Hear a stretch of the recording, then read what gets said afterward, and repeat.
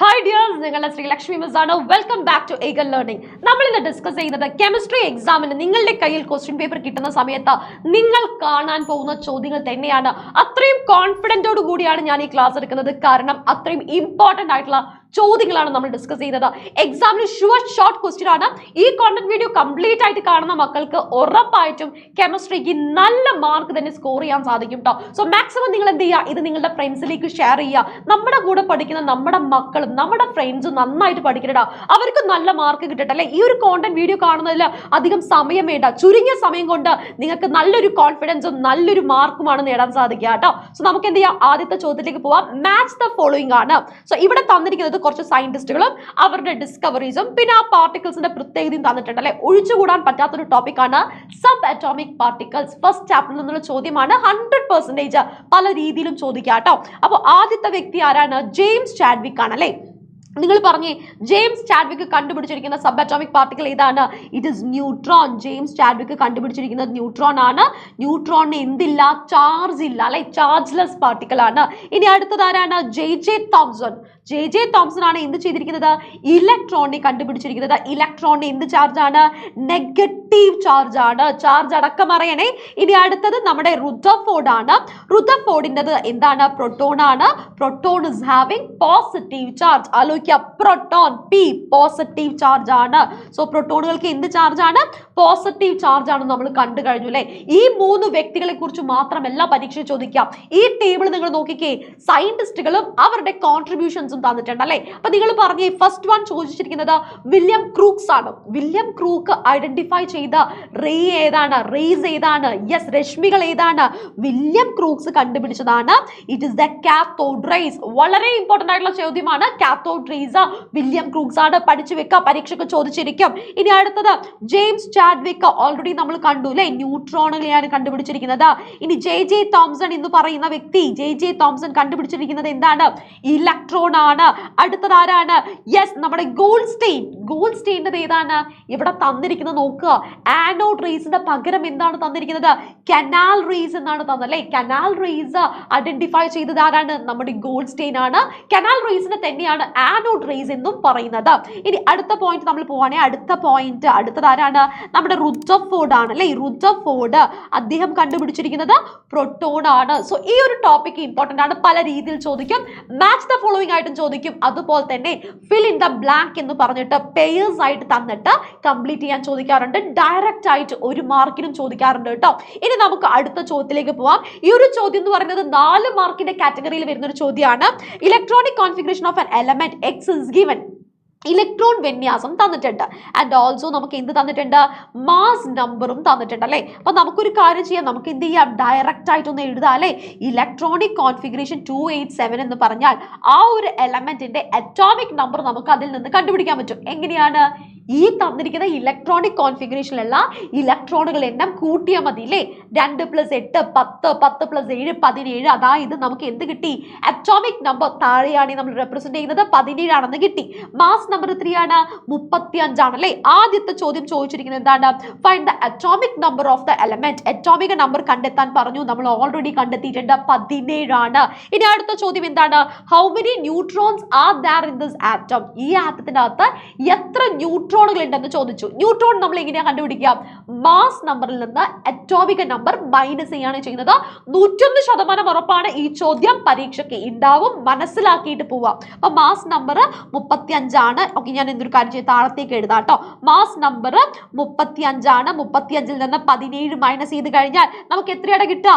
18 എന്ന് കിട്ടിയല്ലേ. അപ്പൊ ന്യൂട്രോണുകളുടെ എണ്ണം എത്രയാണ്? 18 ആണ്. ഇനി അടുത്ത ചോദ്യം, what is the nuclear charge of this atom. ഈ ആറ്റത്തിന്റെ ന്യൂക്ലിയർ ചാർജ് എത്രയാണ്? ഈ ചോദ്യം നമ്മൾ പല സ്ഥലങ്ങളിലും കണ്ടിട്ടില്ല, വായിച്ചിട്ടില്ല, കേട്ടിട്ടില്ല. എന്നാൽ ശ്രദ്ധിക്കാം, ന്യൂക്ലിയസിന്റെ ചാർജ് എന്ന് പറയുന്നത് പോസിറ്റീവ് ചാർജ് ആണ് അല്ലെ. പ്രോട്ടോണുകളുടെ എണ്ണം ഇവിടെ എത്രയാണ് വരുന്നത്? യെസ്, 17 ആണ്. അറ്റോമിക് നമ്പർ എത്രയാണോ അത് തന്നെയാണ് ഇലക്ട്രോണുകളുടെ എണ്ണവും പ്രോട്ടോണുകളുടെ എണ്ണവും. അപ്പോൾ നമുക്ക് ഇവിടെ പറയാം ന്യൂക്ലിയർ ചാർജ് എന്ന് പറയുന്നത് പോസിറ്റീവ് ചാർജ് ആണ് ന്യൂക്ലിയസിനുള്ളത്. എത്രയാണ്? 17 ആണ് വരുന്നത്. എത്രയാണ്? 17. കാരണം പ്രോട്ടോണുകളുടെ എണ്ണം എത്രയാണോ അതിനെയാണ് നമ്മൾ എന്ത് പറയുന്നത്? യെസ്, നമ്മൾ പോസിറ്റീവ് ചാർജ് ആയ പ്രോട്ടോണുകളുടെ എണ്ണം നമ്മൾ കാണിക്കുന്നത്. ഇനി അടുത്തത് ഇതാണ്, among the shells KLM which has the highest energy. K shell തന്നിട്ടുണ്ട്, L ഷെൽ തന്നിട്ടുണ്ട്, M ഷെൽ തന്നിട്ടുണ്ട് അല്ലെ. ഏതിനാണ് എനർജി കൂടുതൽ? ന്യൂക്ലിയസിൽ നിന്ന് അകലെ നിൽക്കുന്ന ഷെൽ ഏതാണോ അതിനാണ് എനർജി ഏറ്റവും കൂടുതലുള്ളത്. അപ്പൊ നോക്കിക്കേ, M ഷെല്ലിനാണ് ഇവിടെ എന്ത് വരുന്നത്? എനർജി ഏറ്റവും കൂടുതൽ വരുന്നത്. ക്ലിയർ ആണല്ലോ, സെറ്റ് ആണല്ലോ. അപ്പൊ ഇലക്ട്രോണുകളുടെ എണ്ണം കണ്ടുപിടിക്കാൻ അറിയണം, പ്രോട്ടോണുകളുടെ എണ്ണം കണ്ടുപിടിക്കാൻ അറിയണം, അതുപോലെ തന്നെ ഈ ചോദ്യങ്ങളും ഉത്തരം പറയാൻ അറിയണം കേട്ടോ. ഇനി അടുത്ത ചോദ്യത്തിലേക്കാണ്. Yes, electronic configuration of some elements are given below. അതിനനുസരിച്ച് നമുക്ക് എന്ത് ചെയ്തിട്ടുണ്ട്? ഒരു 4 ചോദ്യം, 4 മാർക്കിന്റെ ചോദ്യം തന്നിട്ടുണ്ട് അല്ലെ. നിങ്ങളൊന്ന് നോക്കിക്കേ, which among these belong to the same group. ചോദിച്ചിരിക്കുന്നത് ഒരേ ഗ്രൂപ്പിൽ വരുന്ന മൂലകങ്ങൾ ഏതെല്ലാം എന്നാണ്. ഒരേ ഗ്രൂപ്പിൽ വരണമെങ്കിൽ അവരുടെ പ്രത്യേകത എന്തായിരിക്കണം? ഔട്ടർമോസ്റ്റ് ഷെല്ലിൽ സെയിം നമ്പർ ഓഫ് ഇലക്ട്രോൺസ് ആയിരിക്കണം. നിങ്ങൾ നോക്കിക്കേ, PQRS തന്നിട്ടുണ്ട്. ഔട്ടർമോസ്റ്റ് ഷെല്ലിൽ ആർക്കൊക്കെയാണ് ഒരേ ഇലക്ട്രോണുകളുടെ എണ്ണമുള്ളത്? ദാ നമ്മുടെ പിക്കും ഉണ്ട്, ആർക്കും ഉണ്ട് അല്ലെ. അപ്പൊ നമുക്ക് എന്ത് പറയാം? P and R are having, ഇവിടെ ഞാൻ എഴുതാണ് കേട്ടോ, P and R are having same number of electrons in the outermost shell. ബാഹ്യതമ ഷെല്ലിൽ ഒരേ നമ്പർ ഓഫ് ഇലക്ട്രോൺ വന്നു കഴിഞ്ഞാൽ നമുക്ക് എന്ത് പറയാം?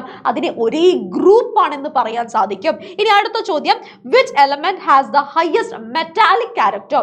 ഈ തന്ന എലമെന്റ്സിൽ ഹയസ്റ്റ് മെറ്റാലിക് ക്യാരക്ടർ കാണിക്കുന്ന ആരാണ്? പീരിയോഡിക് ടേബിളില് ലെഫ്റ്റ് സൈഡ്, അതായത് ആൽക്കലി മെറ്റൽസും ആൽക്കലൈൻ എർത്ത് മെറ്റൽസുമാണ് ബാക്കി എലമെന്റ്സിനെ കമ്പയർ ചെയ്യുമ്പോൾ ഏറ്റവും കൂടുതൽ എന്ത് സ്വഭാവം കാണിക്കുന്നത്? നമ്മൾ ഈ പറഞ്ഞ മെറ്റാലിക് ക്യാരക്ടർ അല്ലെ, ലോഹ സ്വഭാവം കാണിക്കുന്നത്. അപ്പൊ നിങ്ങൾ നോക്കുക, ഈ കാണുന്നതും എന്താണ്? ഗ്രൂപ്പ് 1ലുള്ള മൂലകങ്ങൾ തന്നെയാണ് അല്ലെ. ഔട്ടർമോസ്റ്റ് ഷെല്ലിൽ 1 എന്ന് പറഞ്ഞാൽ ഗ്രൂപ്പ് 1 ആണ്, ആൽക്കലി മെറ്റൽസ് ആണ്. ഇവിടെ നമുക്കൊരു സംശയം വരും, P ആണോ കറക്റ്റ് ആൻസർ, R ആണോ കറക്റ്റ് ആൻസർ എന്നുള്ളത്. അവിടെ എന്റെ മക്കൾ ആലോചിക്കുക, പീരിയോഡിക് ടേബിളിൽ മുകളിൽ നിന്ന് ലെഫ്റ്റ് സൈഡിൽ മുകളിൽ നിന്ന് താഴത്തേക്ക് പോകുന്നതിനനുസരിച്ച്, ഗ്രൂപ്പില് മുകളിൽ നിന്ന് താഴത്തേക്ക് പോകുന്നതിനനുസരിച്ച് എന്താണ്? മെറ്റാലിക് ക്യാരക്ടർ കൂടുകയാണ് ചെയ്യുന്നത്. അപ്പൊ നോക്കിക്കേ, 2-1 എന്ന് പറഞ്ഞാൽ സെക്കൻഡ് പീരീഡിലും 2-8-1 എന്ന് പറഞ്ഞാൽ തേർഡ് പീരീഡിലുമാണ്. മൂന്നാമത്തെ പീരീഡിൽ മുകളിൽ നിന്ന് താഴത്തേക്ക് പോകുന്നതിനനുസരിച്ച് എന്താണ്?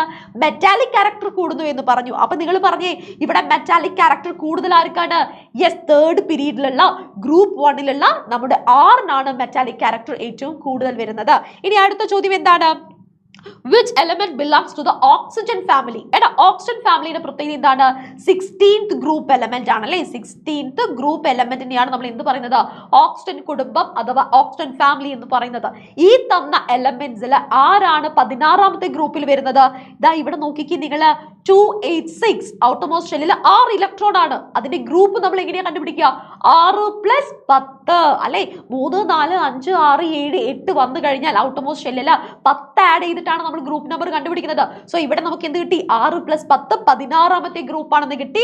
സോ ഓക്സിജൻ ഫാമിലിയിൽ ഇവിടെ വരുന്നത് ആരാണ്? ഇറ്റ് ഈസ് S എന്ന് പറയുന്ന മൂലകമാണ്. ഇനി ചോദിച്ചിരിക്കുന്നത് find the period number of the S എന്ന് ചോദിച്ചിട്ടുണ്ടല്ലോ. Find the period number of the element S. ഇവിടെ നിങ്ങൾ നോക്കിക്കേ, പീരീഡ് എങ്ങനെയാ കണ്ടെത്തുക? എത്ര ഷെൽ നമ്പർ ആണോ ഉള്ളത് അത് തന്നെയാണ് പീരീഡുകളുടെ എണ്ണം എന്ന് പറയുന്നത്. സോ നോക്കുക, 286 3 ഷെല്ലുകളാണ്. അതുകൊണ്ട് നമുക്ക് എന്ത് പറയാം? S എന്ന് പറയുന്നത് 3ാമത്തെ പീരീഡിലാണെന്ന് പറയാം. ഷുവർ ഷോർട്ട് ക്വസ്റ്റ്യൻ ആണ് മക്കളെ, നോക്കിയിട്ടും മനസ്സിലാക്കിയിട്ടും മാത്രം എക്സാം ഹോളിലേക്ക് പോവാ. 4 മാർക്കിനും 3 മാർക്കിനും 2 മാർക്കിനും ചോദിക്കുന്ന ചോദ്യങ്ങളാണ് ഇത് കേട്ടോ. ഇനി അടുത്ത ചോദ്യം എന്ന് പറയുന്നത്, നിങ്ങൾക്കൊരു ഇലക്ട്രോൺ ഡോട്ട് ഡയഗ്രാം തരും. ആ ഡയഗ്രാം വെച്ചിട്ട് നിങ്ങളടുത്ത് എന്ത് ചോദിക്കും? ഓപ്ഷൻ ABCD തന്നിട്ട് ചോദിക്കും. അപ്പൊ ഇവിടെ നോക്കിക്കേ, നമുക്ക് തന്നിരിക്കുന്നത് അയോണിക് കോമ്പൗണ്ടിന്റെ ഒരു electronic configuration, electron dot diagram ആണല്ലേ. സോഡിയം ക്ലോറൈഡിന്റെ തന്നിട്ടുണ്ട്. ആദ്യത്തെ ചോദ്യം, which atom donates electron in this reaction? നോക്കിക്കേ, ഇവിടെ സോഡിയം ഒരു ഇലക്ട്രോണിനെ ആർക്ക് കൊടുക്കുകയാണ്? ക്ലോറിന് കൊടുക്കുകയാണ്. അതുകൊണ്ടല്ലേ സോഡിയത്തിന് നമ്മൾ എന്ത് ചെയ്യുന്നത്? പോസിറ്റീവ്. ഇലക്ട്രോണിനെ ഡൊണേറ്റ് ചെയ്യുന്ന ആളുകൾക്ക് പോസിറ്റീവ് ചാർജും ഇലക്ട്രോണിനെ സ്വീകരിക്കുന്ന ആൾക്ക് നെഗറ്റീവ് ചാർജുമാണ്. ഇപ്പൊ ഇവിടെ സോഡിയം ഈ ഒരു ഇലക്ട്രോണിനെ ക്ലോറിനെ ഡൊണേറ്റ് ചെയ്തതുകൊണ്ട് എന്ത് കിട്ടി? പോസിറ്റീവ് അല്ലെ, പോസിറ്റീവ് ചാർജ് ലഭിച്ചു. അപ്പൊ നമുക്ക് പറയാം ഇവിടെ ഇലക്ട്രോണിനെ ഡൊണേറ്റ് ചെയ്തത് ആരാണ്? ഇറ്റ് ഇസ് സോഡിയം അല്ലെ. അപ്പൊ നിങ്ങൾ ഒരു കാര്യം കൂടി ആലോചിക്കണേ. അടുത്ത ചോദ്യം ഒന്ന് ശ്രദ്ധിച്ചു നോക്കിക്കേ, എന്താ തന്നിരിക്കുന്നത്? Write the electronic configuration of chloride ion. Chloride, മലയാളത്തിലുള്ള ചോദ്യം ഇവിടെ ഉണ്ട് കേട്ടോടാ. എന്താണ്? യെസ്, ഈ ക്ലോറൈഡ് അയോണിന്റെ ഇലക്ട്രോൺ വിന്യാസം എഴുതാൻ പറഞ്ഞിട്ടുണ്ട്. ആദ്യത്തെ ചോദ്യത്തിന്റെ ആൻസർ സോഡിയം നമ്മൾ എഴുതി കഴിഞ്ഞു. ക്ലോറൈഡ് അയോൺ, ക്ലോറിൻ അല്ല ചോദിച്ചത്. ക്ലോറിൻ ആയിരുന്നെങ്കിൽ ഇറ്റ് ഇസ് 287, അറ്റോമിക് നമ്പർ 17 ആണ്. ക്ലോറൈഡ് അയോൺ എന്ന് പറഞ്ഞാൽ ആരാണ്? Cl മൈനസ് അല്ലേടാ. Cl മൈനസിനെയാണ് നമ്മൾ എന്ത് പറയുന്നത്? ക്ലോറൈഡ് അയോൺ എന്ന് പറയുന്നത്. അപ്പോൾ ക്ലോറൈഡ് അയോണിന്റെ ഇലക്ട്രോണിക് കോൺഫിഗറേഷൻ എന്താ വരിക? 288 എന്നാണ് വരിക. അത് എന്തുകൊണ്ട് 288 ആയി? സോഡിയത്തിൽ നിന്ന് ഒരു ഇലക്ട്രോൺ സ്വീകരിച്ചിട്ട് ഔട്ടമോ ഷെല്ലിലുള്ള 7 8 ആയിട്ട് മാറുകയാണ് ചെയ്യുന്നത്. So correct answer it is 288. ഇനി അടുത്ത ചോദ്യം, which type of chemical bond, ഏതാണ് which type of chemical bond is present in this compound? ഏത് തരം രാസബന്ധനമാണ്? അയോണിക ബന്ധനമാണ് അല്ലെ. ഏത് ബോണ്ടാണ്? Ionic bond. അയോണിക് ബോണ്ട് ആണെന്ന് നമുക്ക് പറയാൻ സാധിക്കുന്നു. കാരണം എന്താണ്? അവിടെ അയോൺ ഫോർമേഷൻ സംഭവിക്കുന്നത് Na+ഉം Cl- ആണുള്ളത്. ഇനി അടുത്തത്, write the chemical formula of sodium chloride. NaCl നമ്മൾ ഓൾറെഡി പഠിച്ചിട്ടുണ്ട്. സോഡിയം ക്ലോറൈഡിന്റെ കെമിക്കൽ ഫോർമുല എന്താണ്? ഡയറക്റ്റ് ആയിട്ട് 1 മാർക്കിനാണ് ചോദിച്ചത്. NaCl എന്ന് നമ്മൾ എഴുതി കഴിഞ്ഞാൽ നമുക്ക് എന്ത് കിട്ടി? അതിനുള്ള ഉത്തരം കിട്ടിയില്ലേ? ഇത് അയോണിക ബന്ധനമാണ്. അയോണിക ബന്ധനമാണ്. ഇവിടെ നിന്ന് നമുക്ക് 4 മാർക്കിന്റെ ചോദ്യമാണ്. ഡോട്ട് ഡയഗ്രാം ഏതും തരാം കേട്ടോ. സോഡിയം ക്ലോറൈഡ് തരാം, അല്ലെങ്കിൽ ഈ കാണുന്ന മെഗ്നീഷ്യം ഓക്സൈഡ് തരാം. ഇതിൽ നിന്ന് നമ്മളെടുത്ത് എന്ത് ചെയ്യാൻ ചോദിക്കാറുണ്ട്? ഡയറക്റ്റ് ആയിട്ട് ABCD എന്ന് പറഞ്ഞ ചോദ്യം ചോദിക്കാറുണ്ട്. അതേപോലെ ചോദിക്കുന്ന ഒരു ചോദ്യമാണ്, ഈ തന്നതിൽ നിന്ന് കാറ്റയോൺ ഏത് ആനയോൺ ഏതെന്ന് കണ്ടുപിടിക്കാൻ ചോദിക്കാറുണ്ട്. കാറ്റയോണിനെ നമ്മൾ എങ്ങനെയാണ് കണ്ടുപിടിക്കുന്നത്? പോസിറ്റീവ് അയോൺ ഏതാണോ അതിനെയാണ് കാറ്റയോൺ എന്ന് പറയുന്നത്. അപ്പോൾ ഇവിടെ സോഡിയം Na+നെയാണ് നമ്മൾ എന്ത് പറയുന്നത്? കാറ്റയോൺ ആയിട്ട് പറയുന്നത്. ആനയോൺ എന്ന് പറയുന്നത് ഏതാണ്? നെഗറ്റീവ് ചാർജ് ഉള്ള അയോൺ ആണ് അല്ലേ. അപ്പോൾ ക്ലോറിൻ ഏതാണ്? ആനയോൺ ആണ്, നെഗറ്റീവ് ചാർജ് ഉള്ള അയോൺ ആണ്. അങ്ങനെയാണെങ്കിൽ എന്റെ മക്കൾ ഈ തന്ന എക്സാമ്പിളിൽ കാറ്റയോൺ ഏതെന്നും ആനയോൺ ഏതെന്നും താഴെ കമന്റ് ബോക്സിൽ കമന്റ് ചെയ്യുക. എന്റെ മക്കൾ ഫുൾ കോൺഫിഡൻസോട് കൂടി തന്നെ വേണം എക്സാം ഹാളിലേക്ക് പോവാൻ. സോ ഈ ചോദ്യങ്ങളെല്ലാം നിങ്ങൾക്ക് മനസ്സിലായെന്ന് വിചാരിക്കുന്നു. താഴെ നിങ്ങൾ എന്ത് ചെയ്യുക? നിങ്ങളുടെ ഒരു അഭിപ്രായം, ഈ ക്ലാസ് സെറ്റ് ആണോ, മനസ്സിലായോ, നിങ്ങൾ ഫുൾ കോൺഫിഡന്റിൽ അല്ലേ എക്സാമിന് പോകുന്നത് എന്നുള്ളത് താഴെ കമന്റ് ബോക്സിൽ കമന്റ് ചെയ്യുക. നമുക്ക് ലൈവ് ക്ലാസ്സുകളിൽ കാണാം. ഈ പറഞ്ഞ ചോദ്യങ്ങൾ അല്ലാതെ ഒരുപാട് ചോദ്യങ്ങൾ നമ്മൾ എന്ത് ചെയ്യുന്നുണ്ട്? നമ്മുടെ ലൈവ് ക്ലാസ്സുകളിൽ നമ്മൾ ഡിസ്കസ് ചെയ്യുന്നുണ്ട്.